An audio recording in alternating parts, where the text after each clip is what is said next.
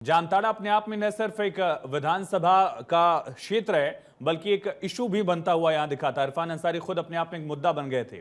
Voting pattern क्या दिख रहा है वहां पर, क्या इश्यूज जिसको लेकर जनता वोट अपना काज कर रही है?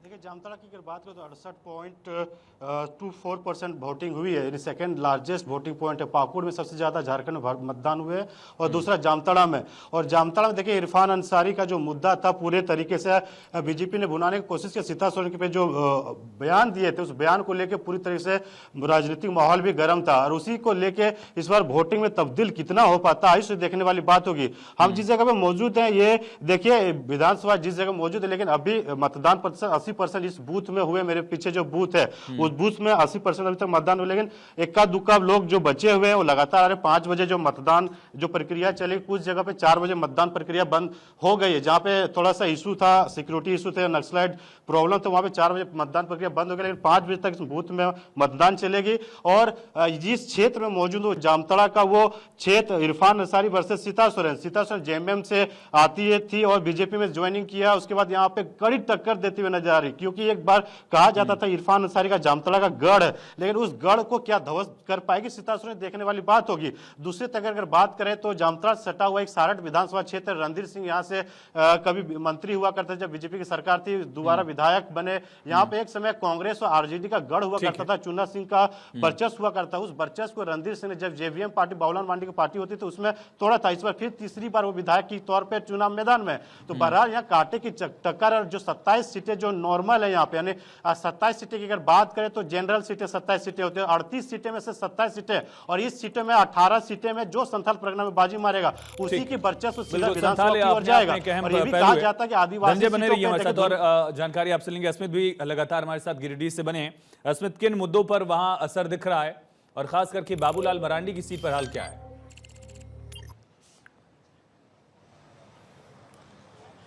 नहीं, बिल्कुल वहां बाबूलाल मरांडी ने भी वोट किया था। सुबह 9 बजे वो पहुंचे थे राजधनवार इलाके से, वो वहां चुनाव लड़ रहे हैं। वहां भी वोट प्रतिशत अच्छे हैं। महिलाओं ने सबसे ज्यादा बढ़ चढ़कर हिस्सा लिया था। और इस वक्त हम गिरिडीह जिले के जमुआ विधानसभा सीट पे हैं और यहां पर आप पहले तस्वीर देख लीजिए आयुष।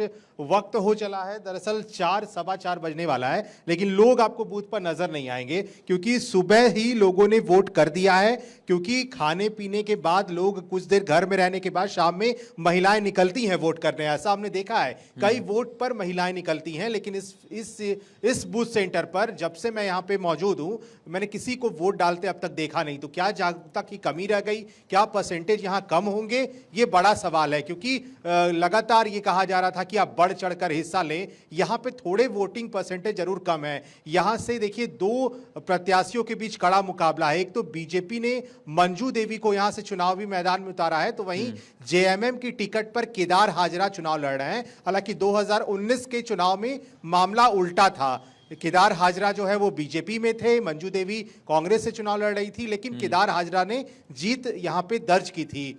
मुकाबला दिलचस्प है। दोनों जेएमएम और बीजेपी दोनों में कड़े टक्कर होने हैं। कई मुद्दों पर यहां के लोगों ने वोटिंग किया है। एक तो भ्रष्टाचार का मुद्दा हो, शिक्षा व्यवस्था सुधारा जाए, उसको लेकर के वोटिंग हुआ है।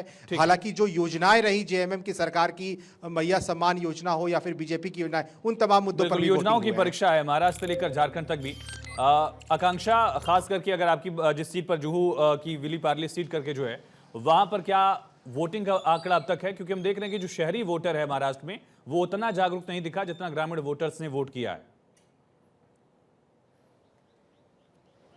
बिल्कुल आप सही कह रहे हैं आयुष। और सुबह से हम देख रहे हैं, हालांकि सुबह 10 बजे तक हलचल थोड़ी यहां पर देखने को मिली। उसके बाद हमने देखा कि 12 बजे तक वो जो हलचल पहले सुबह थी वो धीमी होती चली गई और अब यहां पर जो वोटर्स की संख्या है वो बहुत कम हो चुकी है। अब चूंकि अभी भी जो आप जैसा कि अपडेट दे रहे थे महाराष्ट्र से, पूरे महाराष्ट्र में अगर देखा जाए 45% तक अभी तक वोटिंग परसेंटेज सामने आया है, जो निराश जरूर करता है। लोकतंत्र का ये महापर्व है, मुद्दे बहुत सारे रहे और सबसे बड़ी बात सीनियर सिटीजन की अगर मैं बात करूं तो लोगों ने बढ़ चढ़कर हिस्सा लिया है इस लोकतंत्र के महापर्व में।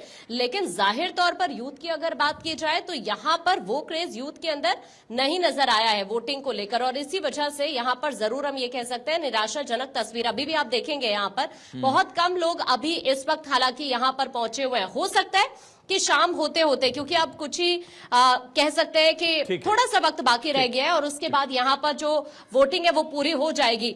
और अभी भी आप मेरे पीछे यहाँ पर देखें, कुछ महिलाएं यहाँ पर वोट डालकर आ रही हैं। अभी आप वोट डालकर आई हैं, क्या मुद्दे हैं, क्या सोचकर वोट किया है? आप बताइए, आपका क्या नाम है? तो देखिए, बहुत सारी ऐसी महिलाएं हैं जो थोड़ी सी निराश हैं, कुछ महिलाएं हैं जो यहाँ पर, चूंकि अभी आपने देखा, चाहे हम विपक्ष की बात करें, सत्ता पक्ष की बात करें, तो बहुत सारी योजनाओं का जिक्र किया गया संकल्प पत्र में। और जाहिर तौर पर अगर हम महिलाओं को लेकर बात करें तो कहीं ना कहीं ग्राउंड पर उसका इम्पैक्ट भी जरूर दिखाई दे रहा है। विकास का मुद्दा हावी रहा, लेकिन उसके बावजूद भी आकांक्षा। चाहे हम सेलिब्रिटीज की बात करें तो सुबह से हम देख रहे हैं कि वो क्रेज नजर नहीं आ रहे। ठीक। रंजना लगातार बनी। रंजना, आज उत्तर प्रदेश में उपचुनाव हो रहे हैं 9 सीटों पर और कुछ सीटों पर बहुत बवाल वाली तस्वीरें भी दिखी, लेकिन गाजियाबाद में थोड़ी सी शांति वाली तस्वीर दिखी। एक लोकतंत्र के लिहाज से बेहतर तस्वीर है। क्या वोटिंग का आंकड़ा रहा, क्योंकि ये भी एक शहरी सीट है?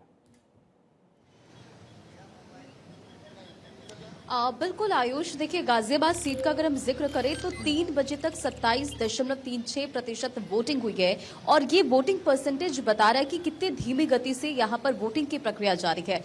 तमाम बूथ का हम जिक्र करें, क्योंकि अभी जहां मैं खड़ी हूँ इस बूथ का मैं आपको तस्वीर सबसे पहले दिखाती हूँ। उसके बाद तमाम जो यहाँ पर बूथ है, कहीं पर भी लंबी कतारें नजर नहीं। सुबह 7 बजे से वोटिंग की प्रक्रिया शुरू हुई। उसके बाद दोपहर में हालांकि महिलाओं ने बढ़ चढ़कर हिस्सा जरूर लिया। कुछ जगहों से तस्वीर आई कि मतदान को लेकर महिलाओं में खासा उत्साह जरूर दिखा और दोपहर के बाद मतदान का प्रतिशत थोड़ा सा बढ़ा। पुरुषों की तरह भी महिलाएं वोट डालने के लिए घर से निकली और अभी भी आप ये तस्वीरों में देखिए महिलाएं वोट डालकर नजर आ रही है। और हम बात करने की कोशिश करेंगे, वोट आपने कास्ट कर दिया? हाँ जी। किन मुद्दों के साथ आई आप? तो देखिए तमाम अपने अपने मुद्दे और उसके साथ वोट कास्ट करने के लिए नजर आ रहे हैं, लेकिन वोटिंग परसेंटेज आयुष ये बताता है कि काफी धीमी गति में जो वोटिंग की प्रक्रिया वो चल रही है। और इन तमाम बूथों पर जो बीजेपी के प्रत्याशी थे संजीव, वो भी पहुंचे और उन्होंने भी जायजा लिया, तमाम चीजों को देखा। ठीक है। नीलेश हमारे साथ कानपुर से, और कानपुर अहम इस वजह से है क्योंकि यहाँ पर है सीसामऊ विधानसभा सीट, और सीसामऊ सीट पर जितना बवाल हुआ उतना किसी विधानसभा क्षेत्र वाले राज्य में भी नहीं हुआ।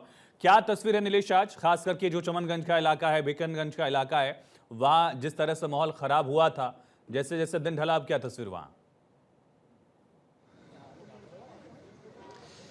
देखिए आयुष, बिल्कुल अगर हम कानपुर की सीसामऊ विधानसभा सीट की बात करें तो 3 बजे तक का जो मतदान का प्रतिशत है वो 40% से ज्यादा है। ऐसे में जहां 1 बजे तक का जो मतदान प्रतिशत था वो 20% से नीचे था।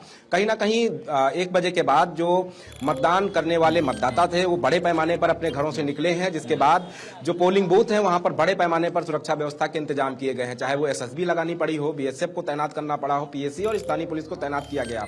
लगातार दोनों ही प्रत्याशी अपने अपने बूथों पर भ्रमणशील रहे, मतदाताओं से मिलते रहे। समाजवादी पार्टी की तरफ से तमाम आरोप लगाए गए थे, जिसके बाद चुनाव आयोग ने पूरे मामले का देखिए बिल्कुल जो भारतीय जनता पार्टी के प्रत्याशी हैं उनके ऊपर गाड़ी पर पथराव करने के आरोप भी लगे थे, लेकिन समाजवादी पार्टी की जो प्रत्याशी हैं उनकी तरफ से जो आरोप लगाए गए थे, निर्वाचन आयोग से शिकायत की गई थी, उस शिकायत पर अमल करते हुए 2 पुलिसकर्मियों को सस्पेंड किया गया है। उसके अलावा अगर हम पूरे उत्तर प्रदेश की बात कर ले, जहां पर 9 विधानसभा सीटों पर उपचुनाव हो रहा है, तो पूरे उत्तर प्रदेश में अभी तक 5 पुलिसकर्मियों को निर्वाचन आयोग की तरफ से सस्पेंड करने की कार्रवाई की गई है, जो मतदाताओं को रोक रहे थे, उनके पहचान पत्र चेक कर रहे थे, उनको मतदान करने से रोक रहे थे। निर्वाचन आयोग की तरफ से सख्त तौर पे निर्देश ये जारी किए गए हैं कि कहीं पर भी कोई पुलिसकर्मी किसी भी मतदाता का पहचान पत्र चेक नहीं करेगा। पहचान पत्र चेक करने का सिर्फ अधिकार निर्वाचन मुरादाबाद में 3 और इसी तरह से मुजफ्फरनगर की जो मीरापुर सीट है वहां पर भी 2 पुलिसकर्मियों को इसी तरह के आरोप में सस्पेंड किया गया है। अदिति लगातार बनी हुई है। अदिति, यूपी में इतना ज्यादा मतलब जोर आजमाइश क्यों हो रहा है? खास करके हमने देखा कि साख और नाक दोनों की लड़ाई दिख रही है, जैसा नीलेश बता भी रहे थे। साख और नाक दोनों की लड़ाई है, वर्चस्व की लड़ाई है, और ये वो ग्राउंड तैयार होगा जो 2027 तक लेकर जाएगा। और ऐसा है कि भारतीय जनता पार्टी और खुद कांग्रेस या सपा, इनकी खुद की इंटरनल लड़ाई भी है।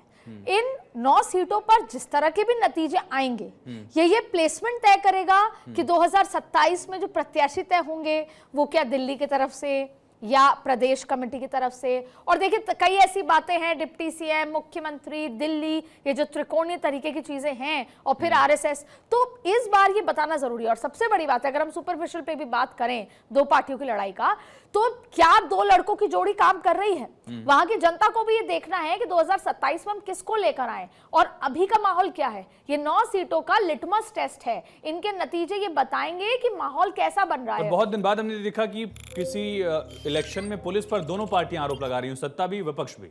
बिल्कुल, सत्ता भी और विपक्ष भी। और आपने देखा किस तरीके से सुबह से भी तस्वीरें आ रही हैं जिसमें पुलिस पर पथराव हो रहे हैं, तमाम तरीके की स्थितियां हो रही हैं जाहिर तौर पे। पर ऐसे में ये 9 सीटें बेहद महत्वपूर्ण हैं, जिस तरीके से महाराष्ट्र महत्वपूर्ण है, अपने आप में उत्तर प्रदेश की 9 सीटें राजनीतिक लिहाज से इंपॉर्टेंट। बिल्कुल अदिति, आप बने रहिए हमारे साथ, लगातार हमारे सहयोगी ग्राउंड जीरो से हर सीट का आंकड़ा आप तक पहुंचा रहे हैं। लेकिन सबसे अहम इसमें यूपी की 9 सीटें भी हैं जो महज 2027 का भी रास्ता यहां से तय करेंगे। और देश के लिए भी, देश का सबसे बड़ा सूबा, वहां की ये 9 सीटें हैं। इसके अलावा महाराष्ट्र को लेकर भी धीरे धीरे वोटिंग परसेंटेज बेहतर हो रहा है, लेकिन कुछ इलाके ऐसे हैं। और हमारी भी गुजारिश आपसे यही है कि प्लीज अगर आप इन विधानसभा क्षेत्रों के वोटर हैं तो अपना वोट कास्ट करिए।